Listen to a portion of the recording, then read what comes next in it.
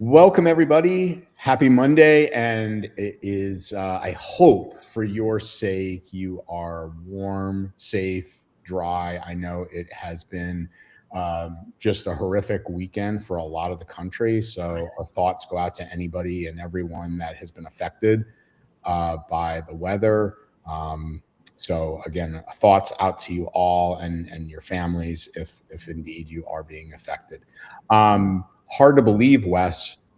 T minus 1 week, Las Vegas, I and know it. boom, it's here. It's the countdown is on. I'm pumped. It's gonna be great. My team is ready to go. It's gonna be fun, and it's cool too because it's really the kickoff of like events for at least me personally. So I get double excited. The Christmas break and all that was great, but it's like I'm ready to go, and so this is gonna be awesome. Yeah, well, and just for those out there that might be on the fence or registered and we're hoping to get into your session, Wes, we were able to, get your specific session Tuesday at 5 into a bigger room, which is now, I didn't tell you this, but went from 50, you're right around 100 already. And Oh, sweet, my sense is it'll just like sweet.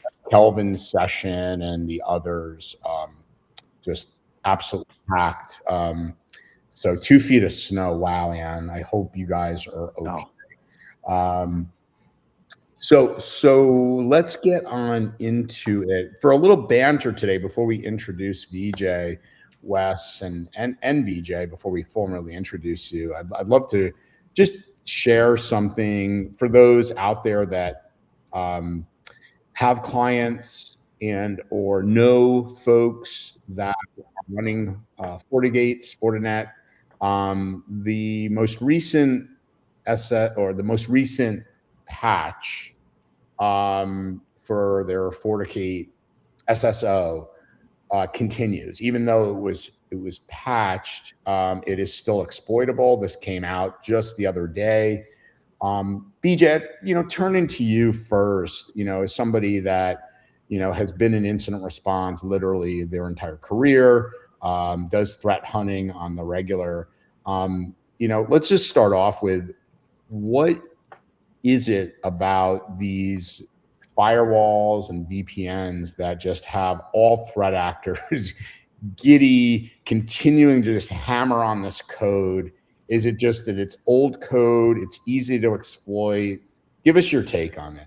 Yeah, I'd say a couple of things, right? So one is I'm sure they're running a code base that is really old. I think so. That is, I think, a big reason why they continue to get exploited.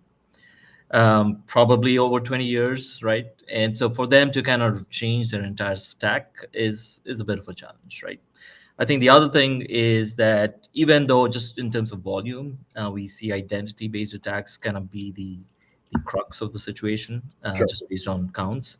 I'd say the impact is a lot more immediate and felt when it's a firewall that's being compromised, right? Because the threat actors now have access to your network. They can do a lot more versus just having access to a single identity. So I think sort of bang for the buck in terms of what they are able to do once they do get access. I think it's a lot more with a firewall compromise than them targeting identities, right? So for that reason, I would say I can see why it is a good target. I'd say from all of the investigations I've done the last 2 years, the single most, the one incident that stands out for me is the one where FortiGate was exploited. And this was not this most recent one. This was from a year and a half ago. The bad guys were able to get in, pivot from kind of getting an account on FortiGate to basically getting to a point where they'd started the recon and began the exfil. They had not deployed their ransomware, but that level of ability is really what these FortiGate exploits kind of get them, right? Yeah. And so it's much more easier for them to make money when they're able to get access to the network versus just compromising identities.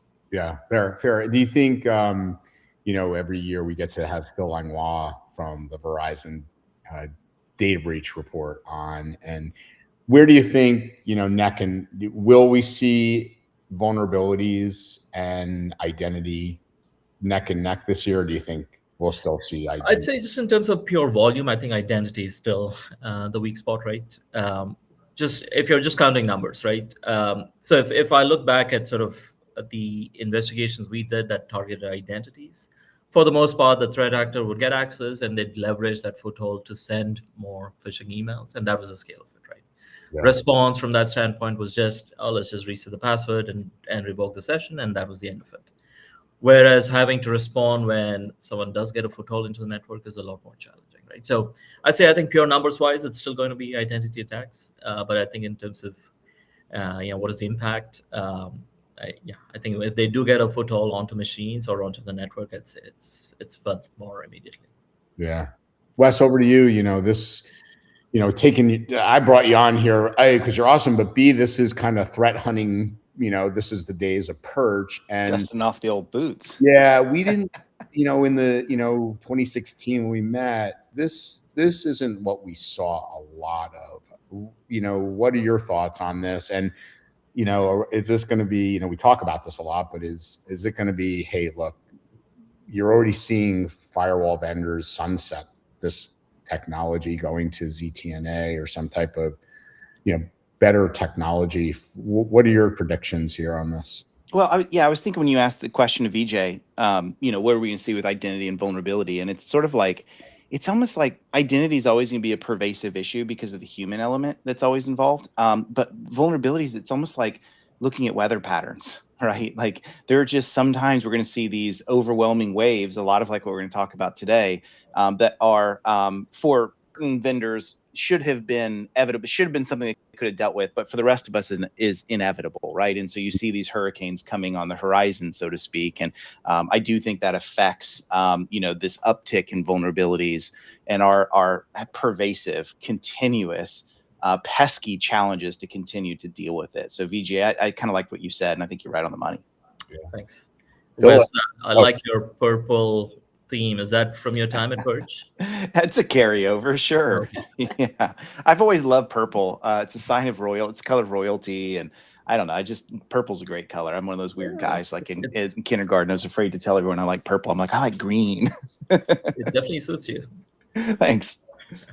So jumping over to Phyllis, speaking of royalty, Phyllis, your session, by the way, real quick at Write a Boom is real late, but packed already. Oh, good. Friday, it's getting packed. But for you, when you look at this through, the secure code stuff from CIS's perspective, what we're hoping vendors start to take responsibility for. What are your thoughts around it? Well, first, a couple of things. I mean, I read earlier that, really, it's number one, it also is a secure configuration issue, right? So out of factory, if you don't allow the admin access with single sign-on, I think you may not be subject to this vulnerability. So number one, Verizon Data Breach Report every year says the number one thing you can do is have a secure configuration. Right. Now, step two of that is measuring drift. They did say the out of factory configuration is in the more secure one. And so then you have to decide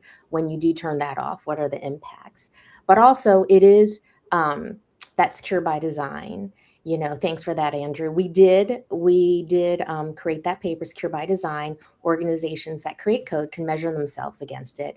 And in particular, we use the SSDF, the NIST SSDF, Secure Software Design framework, as kind of like the overarching guide. And one of the things in there for sure is the way you can tell if an organization develops secure code is, number one, do they have a patch cycle and the testing of their patches and, monitoring that over time. And so, as Andrew in the group is saying, like, you see these patterns occurring over time. And so when is it that consumers kind of create that demand cycle, that demand signal of, you really do need to create secure code. Like when you release a patch, you must test it properly. Like what happened? And, what we have been seeing, barring this administration, though, and prior administrations with executive orders and national cybersecurity strategy is, the executive office wants to put more and more pressure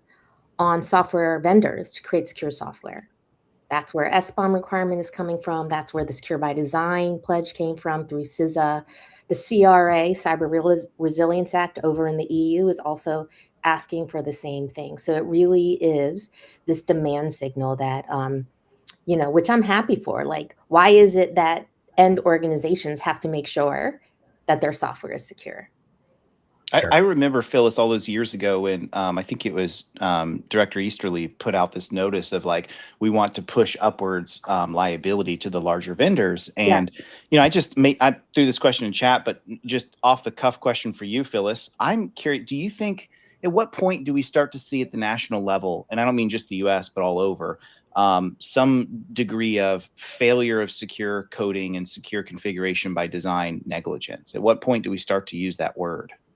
Yeah, that will be very interesting. The executive office was leaning towards that way. Now, of course, big software vendors have big bucks to go and lobby. and that has happened time and time again. But what you'll see over in the EU with the CRA, they really are coming down hard on that. So it'll be interesting to observe the EU and what kind of teeth the CRA, the Cyber Resilience Act, has, because all those vendors are international vendors. So it'll be interesting to see what happens. And in this case, the EU really is leading the charge right now. So I think that it looks like it's coming. It'll be interesting to see how long. Over the weekend, OMB kind of, loosened the requirement for the federal government had a requirement for software vendors to fill out a self-attestation form on Secure by Design. I mean, it wasn't like all the requirements in the SSDF, but they have since lifted that and made it voluntary. So you see on the US side, it's kind of like easing up a bit. So we're going to have to, we'll monitor that and see what happens. Yeah, Andrew, I was just going to add, I think going back to what you said, I think talking about sort of the issues with FortiGate specifically and sort of firewalls, I think companies are going to want to kind of work around it with ZTNA and those technologies, right? So it's no longer an issue, right? I feel like it's just going to be, I think modern tech stacks by design are a lot more secure than some of the old ones. And so I think we're going to move to a world where people are going to adopt that versus still retaining those old technologies, right? Yeah. Fantastic. Yeah. We just shameless plug. We're going to have Jason Garbus do a main stage at Write a Boom, the author of Zero Trust, and he's doing a workshop. I highly encourage you guys, if you are coming to listen to Jason. He's incredible in terms of his knowledge. BJ, let's get to you. So thrilled to have you as a first timer here on the Cyber Call. Tell a little bit about your background. Love the story of Mandiant and what you're doing today. And then I'll turn it to Wes for questions. Firstly, Andrew, I love what you're doing with everything around the MSP world and Write a Boom. Looking forward to the conference. I'll be there as well. And thank you for hosting it in Las Vegas versus the Northeast or in the South. I could definitely do with some warmth. So yes, my name is Vijay Akasapu. I'm the co-founder and CEO of Cylerian. Prior to starting Cylerian, I was one of the founding employees at Mandiant. And then even before then, I worked at a company called Foundstone, which is sort of the OG consulting companies back in the day. Started by a guy by name George Kurtz, who then went on to found CrowdStrike. I was peers with Kevin at Foundstone, and when he started Redcliffe back in the day, Redcliffe Consulting, very few people know that, but prior to Mandiant becoming known, it was Redcliffe Consulting, right? He called on me to essentially start proactive services for them. And then, this was back in the time when forensics was sort of traditionally done, right? You'd have to dedupe, take in drives, do a duplication of the drives, and do like traditional forensics. And then back then, it was just around when we saw some of the Russian threat actors start to pivot to, dropping their malware or exploiting these web server vulnerabilities and then kind of scaling out from there. And so there was a need for scaling out our investigative practice as well, right? We could not rely on just doing dead drive forensics. We needed a technology that allowed us to scale out our IR, right? And I'd say that is what really led to EDR as a space. Back then, there was no such thing as EDR. The technology we built to help with investigations is what kind of led to EDR, right? Fast forward a few years, started Sidereal, I saw a gap in the market in terms of big companies and the way IR worked for them versus the small companies, and we kind of started our company to fill that gap. And so here I am. Very cool. Hearing great things about you through the MSPs and the channel. So thanks again for joining us, Vijay. Appreciate it. Wes, over to you, pal. Yeah, this, like we said, this is a fun discussion. I get to dust off the old boots, so to speak. I'm definitely not in this world as much as I used to be, and so I think maybe a good place, Vijay, to get started would be this: is get us on track, and even me personally on track with the React to Shell blog, because I think I know it's about that, but I think it's an underlying layer that's about that as well, right? It's not just the 0 day, but as you guys were starting to dig deeper, you found more. And I think there's some latent things that we'll probably talk about based on those discoveries. So get us on track with what the React to Shell blog is and why it's relevant for MSPs. Yeah, let me set the stage a little bit, right? So React obviously is sort of, underpins a lot of the modern tech stacks, right? It is the primary front end to a lot of companies, including ours for that matter. And so we use it for all of our front end code, right? So back in, I think it was November 30th, a component of, so typically the way React works is you're shipping out your binary, in this case, JavaScript code to your clients. The clients run it in the context of the browser to kind of visualize stuff, right? For certain reasons, right, efficiency gains, performance reasons, there might be a need to kind of build out that code on the back end using what they call React server components. Which essentially takes in requests from the client, does some chunking of it, some deserialization of that code or that request, and then creates the actual visual component on the back end and then serves it back to the user, right? And so from a technology standpoint, I don't think it's that big an issue, right? We've seen vulnerabilities be, we've seen software like that be vulnerable to such exploits, right? But anyway, on the 30th of November, I believe, there was a disclosure to Facebook or Meta, where someone found a vulnerability and then disclosed it privately to Meta. There was a patch released on the 3rd of December.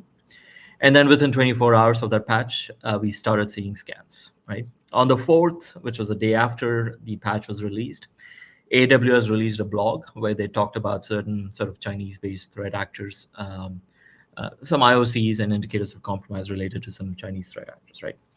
And so we took that information, and just the way we work is we have sensors from around the world in over 20 countries that is capturing data in real time. And so we're able to kind of leverage that visibility to understanding what is happening, right? What is happening across the world. And so in this case, what we did was we're like, okay, there's some new IOCs. There's a new 0 day that's released. Let's see what we can find with it, right? So we went around sort of conducting a hunt. And our platform essentially allows us to kind of do like real-time querying and searching of based on our large data lake.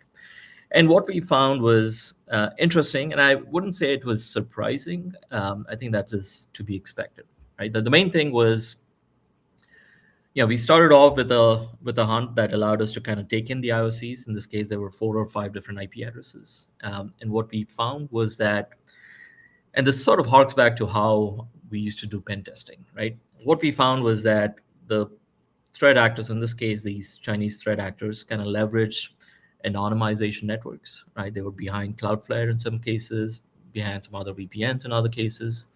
But rather than just hunting for stuff like a sniper would, right, where they're kind of sending one single exploit to understanding, to figuring out if that entity was vulnerable, they would not only use that, but they would also go back to using exploits from 2013 onwards, right? Because it worked, right? Because it generally works, right? They essentially kind of combined the one exploit for React Shell with vulnerabilities from Confluence, from PHP and Python, and would send 4 or 5 different exploits from their own networks, right? And that is essentially what we were seeing. So it was no longer that, and that's essentially how we used to do pen testing, right? So and the kind of going back 20 years, right? The way we would do pen testing is we figure out, once we got access to the network, what was the single most exploit or the exploit that was guaranteed to give us access, and we would use that everywhere, right? Rather than coming in and deploying a tool like a Tenable or a Nessus where you're scanning, you would find those 5 or 6 different vulnerabilities and try to exploit those, right? And that's what we're seeing the bad guys do, just across scale, right? Across the internet. Well, and I think the one question I want to ask, because I think the audience might be wondering this too, is like, well, BVJ, you're talking 2013 era to 2018 era vulnerabilities that they're chaining inside of it. What happened to those? Were they just not addressed? Like, give us some feedback there of why the chaining was successful of old vulnerabilities, or I guess old exploits. Yeah, mainly because they work, right? They still, I think the focus has to switch for the MSPs, right? I'd say for the most part, mainly because it works, right? People no longer go back 20 years to find out, try to fix stuff, right? Firstly, vendors are no longer issuing patches for software that is that old.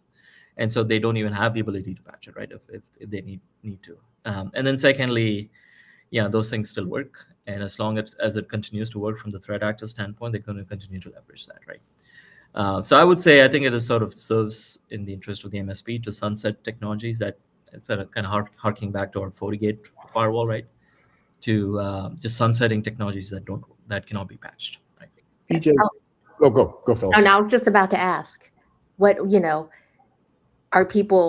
how many people are using older versions of software when you should be really updating your software regularly? I mean, if it's no longer supported with patches, I think that's like a number one indicator that you've got to move off of it. The end of life has got to go. I've seen companies still use Windows XP, right? And so, and sometimes, their kind of hands are tied as well, right? But yeah, it's definitely true. And in those instances, right, BJ, you got to do some type of mitigating controls because it's a manufacturing environment, and for whatever reason, they can't upgrade the plant to $10 million of the newest, latest, greatest. But my question to you is, whether it's a Log4j, a Rack, to Shell, like as MSPs, obviously we have a lot going on, right? To say the least. Is there any, cheat code or, hack, hate to be so cliche, but let me just use it for a second, BJ, where we can do a better job of keeping up with the libraries and things that really could matter to us that, impact us day in and day out, that, we're not necessarily we're focused more in typically on what's the CVEs, misconfigurations, and all those right things. But these libraries can have massive implications. Can they not? Yeah, absolutely. I think CIS does a great job of making that obvious and conveying that information. But I think from an MSP standpoint, I think the bright side of this is if you actually look at the payload that was leveraged by the threat actors, like the detection angle was no different from anything else, right? If they are able to leverage or find something that is vulnerable, the techniques that they use in order to gain that foothold are no different from how it was 10, 15 years ago, right? They'd still use tools like curl to download their secondary payload or deploy a shell or whatever that is, right? So from a detection standpoint, I'd say things have stayed the same. I'm talking about this specific issue, right? Vulnerable software, vulnerable web servers, just to broaden that a bit, right? Whether it was Log4j or Confluence or React to Shell, the detection has not changed one bit, right? The IOCs are brittle. The indicators might change, the domains and hashes and IPs may change, but fundamentally the way you detect them has not really changed, right? You would keep track of what your web server is running, and if it runs anything that is anomalous, now if there's a child process that is anomalous, that is something that you'd want to look into, right? Okay. And so from that standpoint, at least I'm coming to it from prior to starting Cylerian and prior to joining Mandiant at Foundstone, I did a lot of pen testing. So I I come from sort of both sides, right? Defense as well as incident response and pen testing.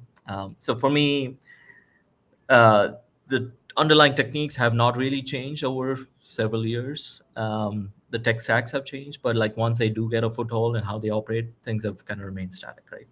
So that way, I think MSPs are, as long as they have the right detection technology, they are well served. But yeah, to your point, I would say, I think the best thing they can do is kind of stay abreast of, you know, research that CIS puts out. They'd want to understand what their stack is. They'd want to make sure that they have the visibility to be able to understand if there is something being exploited. I think that would be critical. So I have a, Yeah, yeah, I have go a question.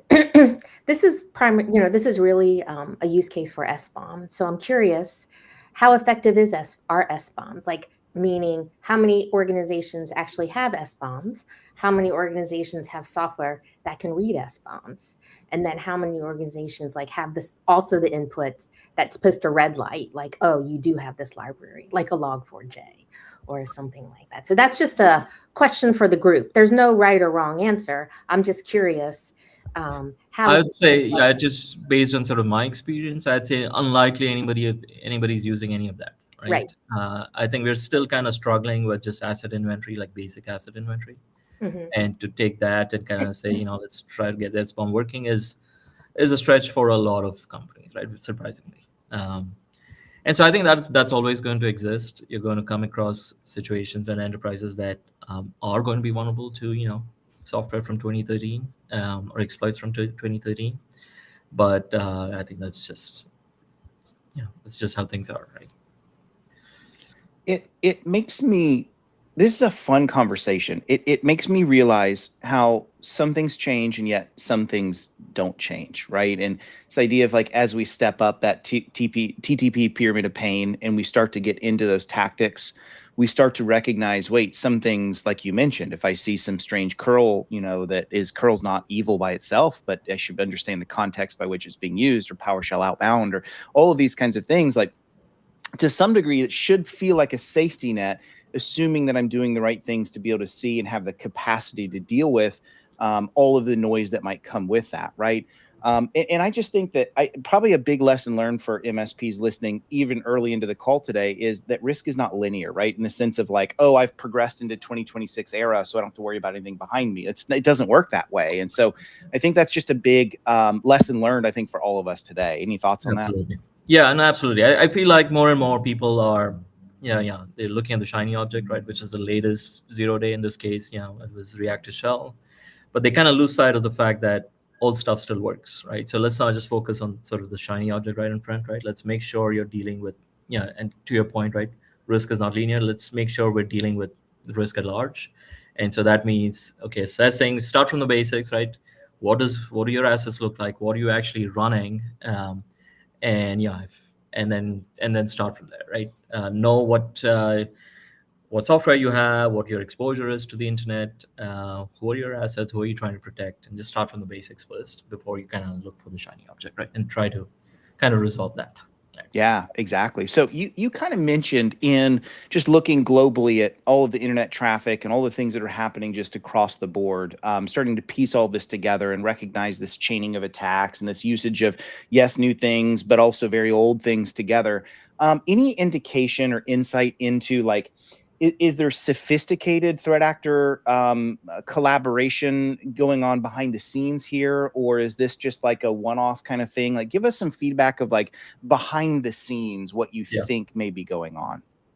Yeah, I mean, I was just kind of looking back at my days at Mandiant. We responded to incidents where we saw very sophisticated threat actors kind of, try to gain access, to dealing with some of the Russian actors that were more opportunistic.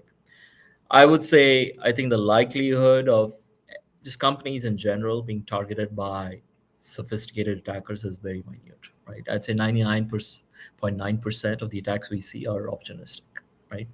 The sophistication that has matured of the threat actors for sure, right? Even though they're not sponsored by a state, you're still seeing sophisticated attackers kind of be able to take in a patch and kind of make that something that's workable.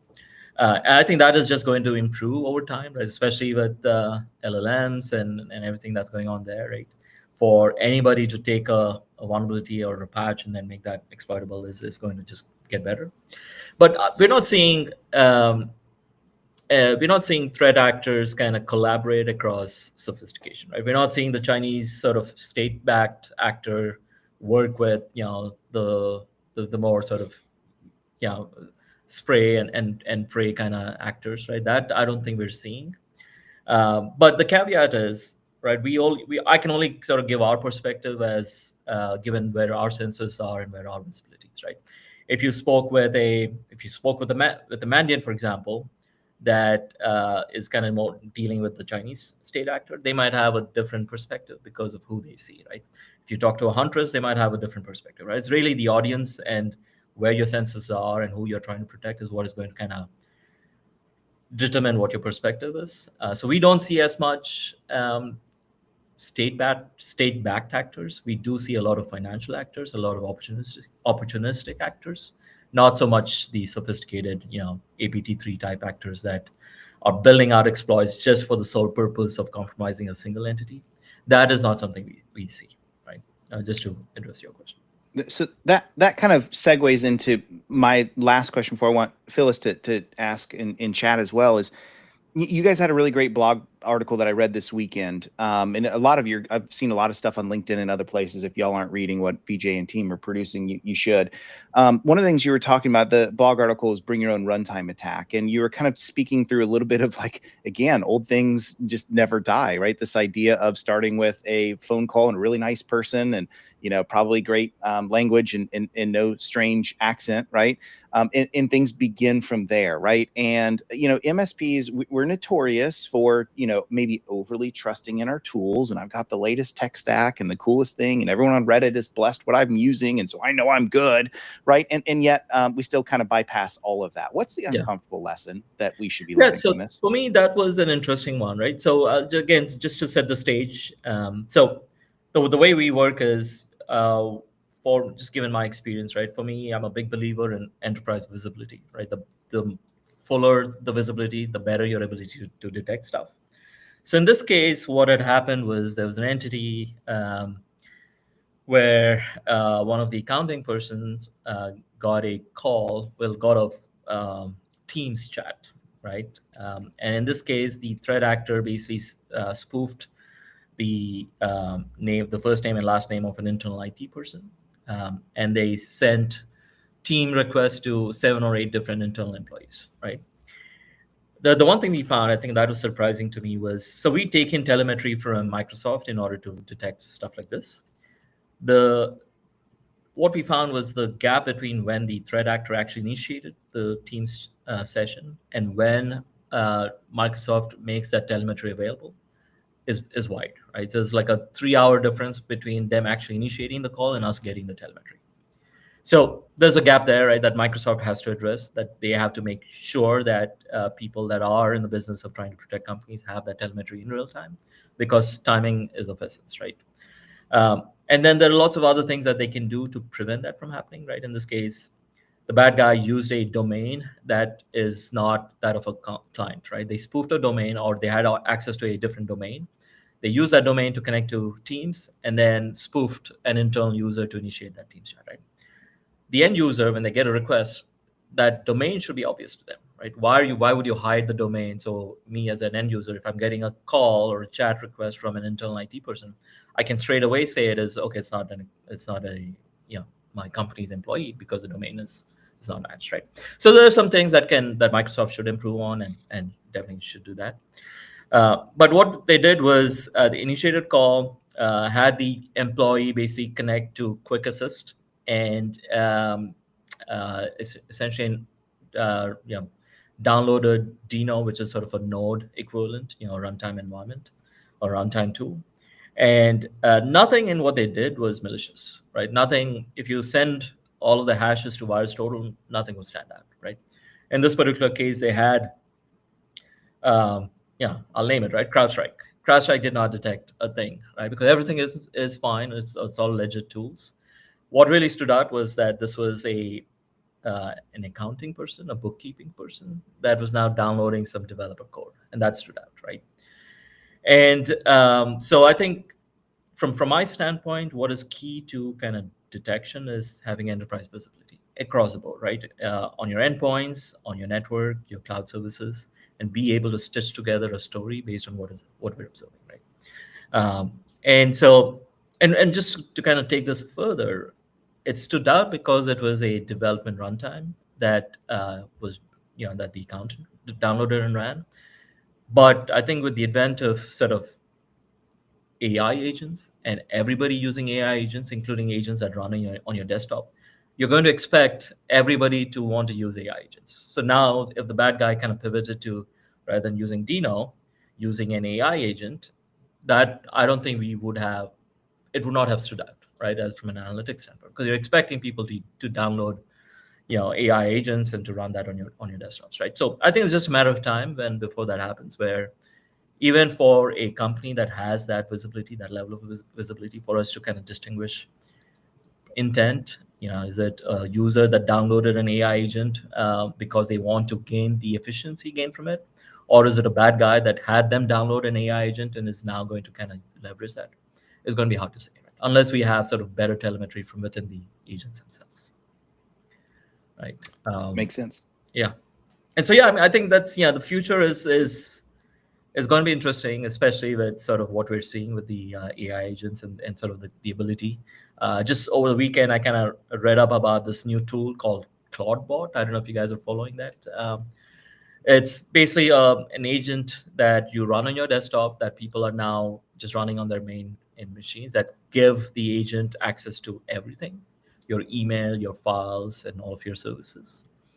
And so if you start to see the bad guys kind of leverage similar functionality, it's going to be a challenge for us, right, from a detection standpoint.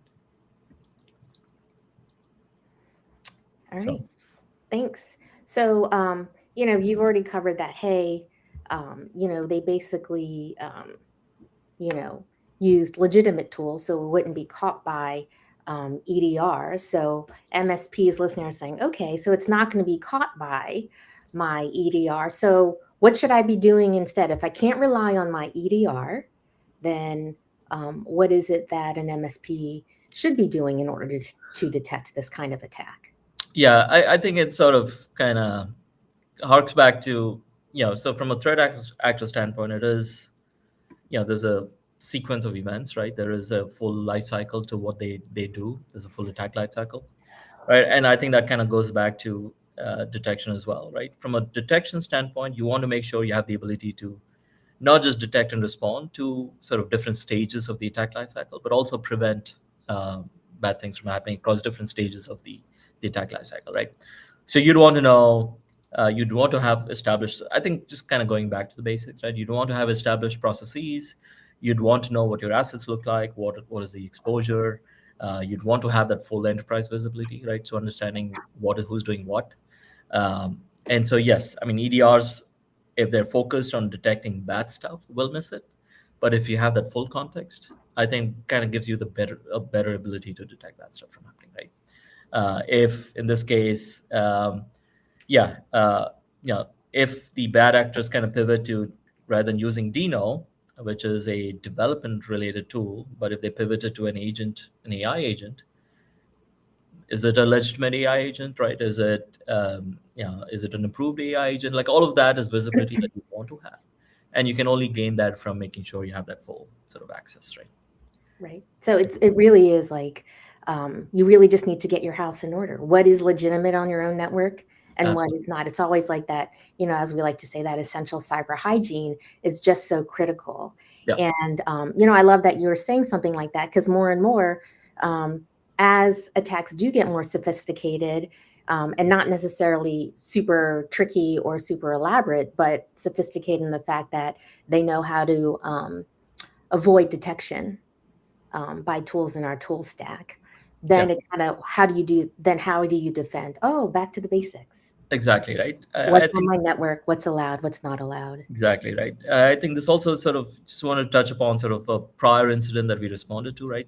In that case, it was a FortiGate vulnerability that they exploited, right? The bad guys got access. But from a sequence of events, right? They started off with, once they got access, they started off doing reconnaissance. So that is running port scans and looking for Kerberos, Sting vulnerabilities, and so on, and trying to do man in the middle. All of those are opportunities for detection that don't require your EDR to work, right? As long as you have that visibility from your network, logs from your domain controller or your servers, you still have the ability to detect those things, right? And so you don't have to necessarily detect malicious tools. you can kind of sort of try to start to detect things early in the attack lifecycle if you have that full enterprise visibility. Right. And that's what we stress. Right. So I'm going to shift gears a little bit. You can't talk about cybersecurity without talking about AI. Yeah, no, absolutely. And so, in a recent interview you had on stage at an MSP conference, you said around 15 years ago, machine learning didn't impress you, but now LLMs definitely, are more of a presence and perhaps more impactful. So what specifically do you believe changed in the last couple of years that finally made AI useful and impactful for MSP security teams? Yeah, and I'll first start off with sort of describing why I was not impressed, right? I'd say for the most part, where ML was used, for a long time in our industry was via in SIM, right, in your log management tool. And the reason why I was not too impressed is that a lot of the times the ML models that they would deploy would require them to have visibility. So actually stepping back a second, right? So for SIMs, until some time back, right, the primary data that they had access to were firewall logs, right? Either firewall logs, DNS logs, or logs from your critical servers, right? They didn't have that full visibility. And so given that, I can see why they would deploy ML models to find bad stuff, is because they didn't have the right visibility to understanding what the bad guys were doing, right? If all they had were logs from your firewall, you needed the ML models to figuring out if something bad was going on, right? Because you didn't know what was happening on the endpoints. And so I can see why they try to leverage ML models, and we did that as well, right? So we had clients that would say, you know what, for compliance reasons, I want you to ingest just the firewall logs and just these 10 critical servers because I need to pass compliance. But what they lacked was that full visibility across the board, right? And so when we had limited visibility, an ML model was required in order to detect something bad. Oftentimes with that came along a lot of false positives, right? Because your ML models are only so good. And so that still required us to actually figure out okay, I see something bad happening. Now, how do I validate that? For me to be able to validate that, I need an agent on the endpoint that I see kind of, this model flag. And so without that agent, I cannot tell you if it is bad or good, right? And so for me, what was more important and critical was having that visibility. And so for me, that trumped, the latest ML models, because without that visibility, you just, you're kind of trying to solve a problem that you didn't have, full visibility against, right? Now, kind of moving past that, what I've seen change, especially in the last year, is not so much the ML associated with consuming large amounts of data and making sense of it. What has changed is how, including companies like ours, have been able to take in the visibility that we do have and make sense of and basically scaling up our investigations, right? So just to give you some concrete examples, right? We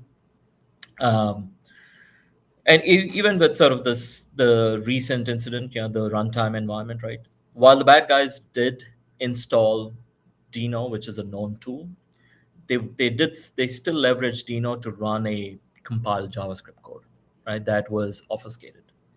Now, for us to be able to take that obfuscation and make sense of it, would have required a reverse engineer with some level of experience with JavaScript, probably a couple of hours to understanding what may have happened, right? I was able to take that compiled code, run it through an LLM, and get all of the IOCs and everything deobfuscated in seconds. So I think that has changed, the ability to take in this really obfuscated code that required someone with the expertise to be able to, like an L3 analyst, to be able to decode, is now you're essentially automating, right?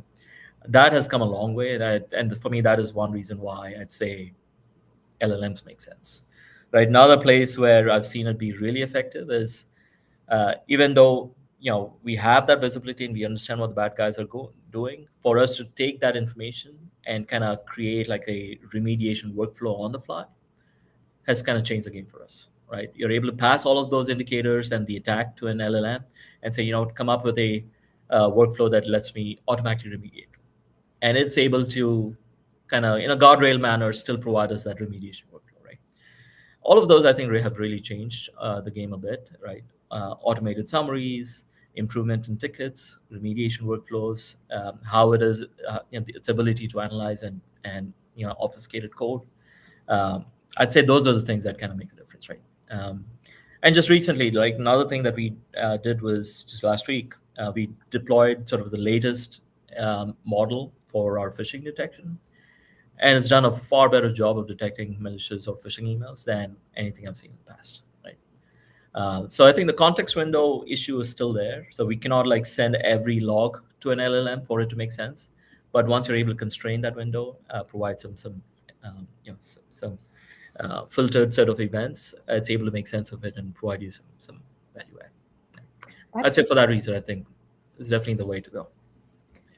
Yeah, I mean, I think that's great insight. And what I liked what you say is like really, you made it within your workflow. So this is how we do business. This is how we can have AI, help us, maybe introduce efficiencies and do better analysis inside our workflow. So for MSPs, where do you see that MSPs are breaking this, or it's not working for them today in their tooling, in their process, in their expectations? Can you help us understand that so we can use it better? Yeah, I think the tool has proven itself, right? The models are pretty good. I'd say where it sort of sometimes doesn't work is if you don't have your process defined, right? If you don't have clarity on the data that you have. And also, if you're kind of day-to-day basis, right? If you're kind of dealing with tool sprawl, if you're having to deal with multiple portals and trying to kind of put in AI and so that works across your different workflows, I think that's where it doesn't work. The models themselves are great, right? It's like, how do you make that work based on the data that you have access to, as well as the multitude of tools that you now have to call on to kind of have it do stuff, right? So I'd say, I think that's where it breaks, is MSPs not having a sort of clarity around their own processes, around the data that they have access to. I'd say less an issue with the tool itself, with the model itself, more sort of not having these defined workflows or defined processes and clarity on the data, right? If you're able to kind of figure out your basics, once you've done that, once you've kind of understood where your data is, what are the tools that you have in place, how do you consolidate that tools, then it's sort of an easier place to kind of bring on an automated workflow at that point. Yeah, makes sense. Over to you, Wes. Yeah, what a fun conversation. So, Andrew, I saw that comment you popped in, and I'll just jump into this real quick. And Vijay, please add to this. But I think with not just the advent of what AI is starting to do among MSPs, I think a cyber call on really a bunch of things. One, are what actually are AI agents? How do they typically operate on the machine? What level of risk does that introduce? What capabilities do I have as an MSP to defend against those risks? And what questions should I be asking to my vendors and third parties deploying those agents? I think a cyber call on that would just be awesome, because I think so. Yeah. Yeah. I mean, any thoughts on that, Vijay? Just to tease into it? I mean, there's a lot there's a lot of efficiencies gained from having that level. But along with that, the risk of giving an agent access to your full email and everything that you own is a problem, right? So having guardrails around this absolutely are required. I think how it is that you deploy the agents. So we have agents in-house as well, right? But for us, we think of an agent as a separate user. It's not an agent that you would use yourself. It is an agent that you would call on, right? So I think kind of translating that into how MSPs can deploy agents is something that I think, firstly, we're sort of right in the middle, right at the beginning of this, right? And so I think the industry is going to have to evolve around how these agents are deployed. And I think there's not much clarity, even from the model developers themselves, right? Claude and Gemini, they make things available to you, but how do you make that sort of a manner that works, that's constrained, right? And I think, you're right. I think a whole separate cyber call around it is absolutely required. I'm starting to see sort of people just deploy agents just based on Twitter feeds and so on, right? There's a lot of risk associated with that. And how do you deploy that in a manner that works is something that we'll want to work around. Right? Oh, go ahead, Phyllis. No, I was going to say, I think that's a great idea. I mean, I'd be interested as well. I mean, I think I told this story on the cyber call when Microsoft first released Copilot. I talked with someone there, and they're like, "Hey, here it is. Just play around with it." And the first question that everyone asked was, how much money does my coworker make? How much money Yep. does Wes make? How much money does Andrew make? And then it caused all sorts of issues. And Microsoft started getting a ton of complaints, and they're like, oh, we need to firewall off this data. Not everyone should have access to HR data, because the initial instinct is you get everything. You're going to get the smartest, bestest answer, right? And then it was like, oops, you're not supposed to know how much your peers make or other people. Yeah. No, I mean, I see the benefit of it, right? So I've used it myself, like some version of it, obviously not giving it full access, right? I'd have it make, presentations, right? I can say, you know what, I've deployed an extension, a Chrome extension. I think Claude has one. And that says, this is an example presentation. Can you create a presentation that does X, Y, and Z? And it's able to kind of go out and at least start to do it. You still have to tweak it, but like that efficiency gained I think is invaluable. The question is, how do you do it securely, right? And how does an MSP kind of bring that to the market to their employees? So this, definitely another topic for sure. And to talk about just the future of like, we're starting to see a number of really great vendors come out that are doing some interesting things around like automation, like bot and agent based automation. And so now we have this introduction of not just data privacy and data security and data sensitivity, but also operational activity on the endpoint. And that should be discussed. Kind of like Eric mentioned way deeper in chat 20 minutes ago about, it'd be nice if we had zero trust and some thoughts put around like the intent of what's happening. And this gets back into VJ, what you were talking about, right? Like, why is an accountant downloading developer tools, right? Same thing of why is this agent doing these strange and odd things that just don't make sense based on the role, based on the use case, based on the activity, based on the inputs, whatever. And, those are things that I think are going to bite us if we're not talking about those ahead of time. Yeah, absolutely. Right. I mean, I definitely see that as a future, right? AI agents, are going to be a thing, right? Mainly because of the efficiencies gained from it. Like, I think the MSPs should be prepared for a world where vendors or their clients are going to want to deploy it. The question then is, okay, how do you enable the MSPs to do it in a manner that is secure, right? And just from a platform standpoint, for us, we want to make sure we're able to do that, right? Just to your mention of workflows, we'd want to make sure that MSPs are able to leverage kind of secure workflows within our platform and deploy that to their clients as well, right? And so that is something we're working on as well. Yeah. Well, that's awesome. So I'd love to let's I want to shift gears back over to Write a Boom for a minute. Will you share with us a little bit about what your Rack to Shell presentation is going to be all about for MSPs that are coming? What are they going to take away from that session? Yeah, so I'm really going to cover sort of the past, present, and future of threat hunting, right? So React to Shell is a specific use case. I'll probably include, the Dino issue as well. But it's really, where's the industry evolving, right? Just talking about sort of the history of it and sort of the tools available to them for them to be able to do it on their own, right?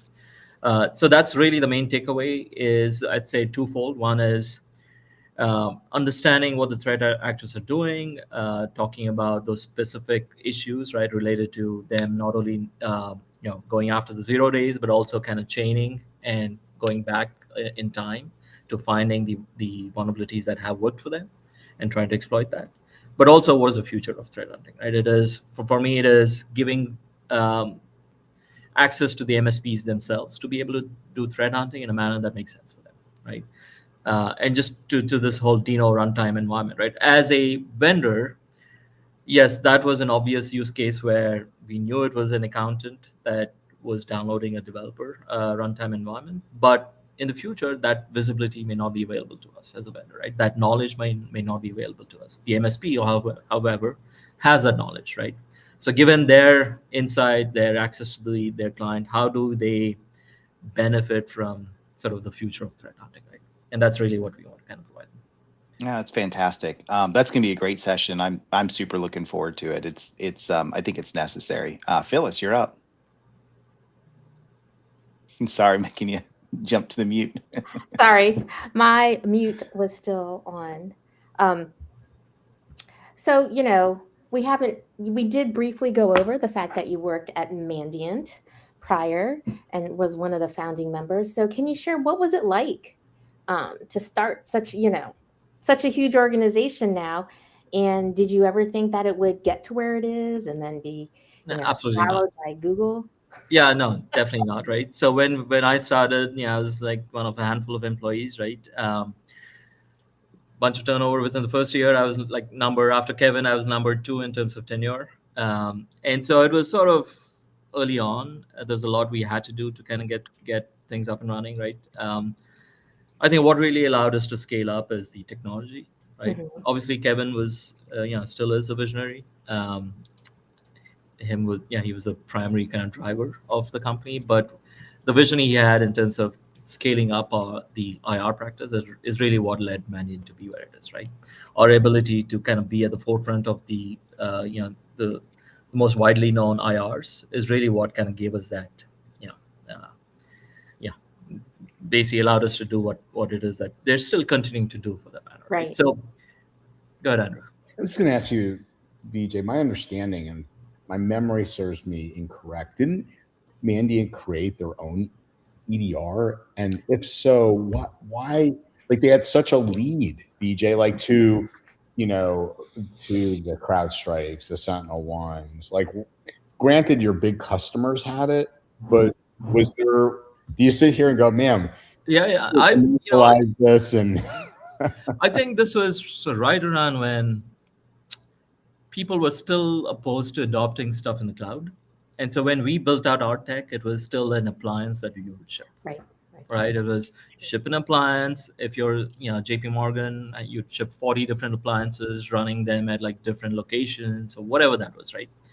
And so CrowdStrike came along, they were like cloud first, right? SentinelOne came along, they're like cloud first, right? So I think that was sort of, it's just, I think we were maybe a year too early in kind of creating our architecture. If it started maybe a year later, we'd be like, let's do it in the cloud and start with that. And that would have kind of, taken us, places, right?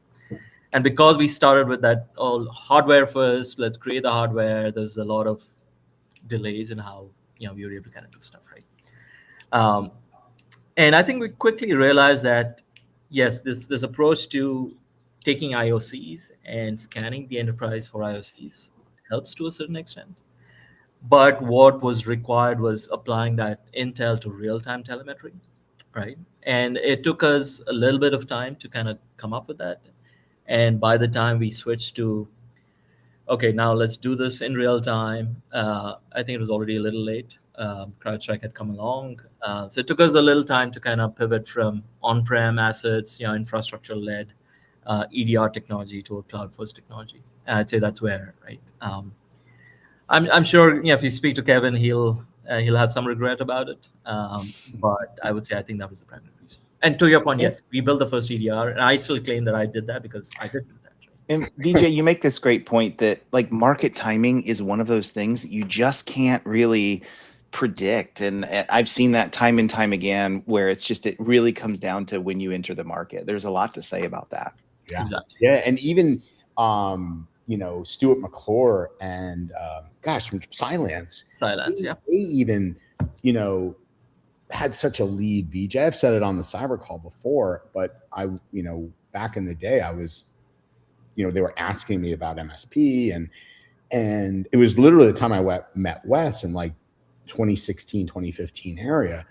And I'm like, it's got to be multi-tenanted. I'm like, you guys are onto something. They had such a lead.